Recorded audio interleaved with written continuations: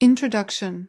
Although in the 21st century the science did huge improvements to human everyday life, we still understand very little about the very feature that makes us sentient, our consciousness.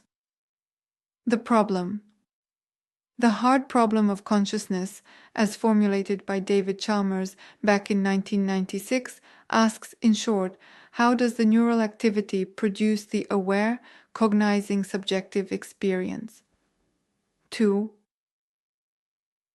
Although the recognition of sentience and grade of consciousness is very important for classifying animals, patients with brain damage, and eventually even recognizing the alien life forms as sentient, still around 50% of the scientific community regards the quest for identifying consciousness as not necessary. The main point?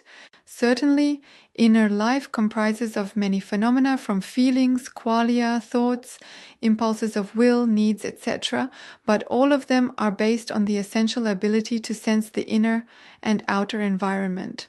So, the explanation of the physical feature that enables subjective aware sensing is the key.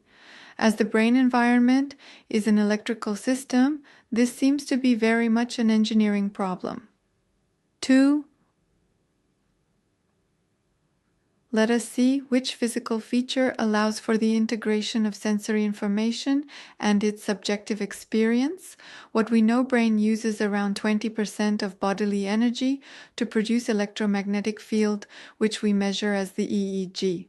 Presence of these frequencies from 7 to 80 Hz correlates to the functional aware consciousness, to neural correlate of consciousness, NCC, the pulsating electromagnetic field of the brain, is present when we are aware, and if it is absent, there is no consciousness. The theory. Every EM field produces billions of photons that spread out as waves until they discharge. This collapse of each photon sends the feedback of the wave collapse back to the emitter. An integral of these is the sensing of the electromagnetic environment of the brain. In Copenhagen, explanation of quantum mechanics, the wave collapse is termed observation, as it allows to identify the impact of the quantum wave as a definite particle.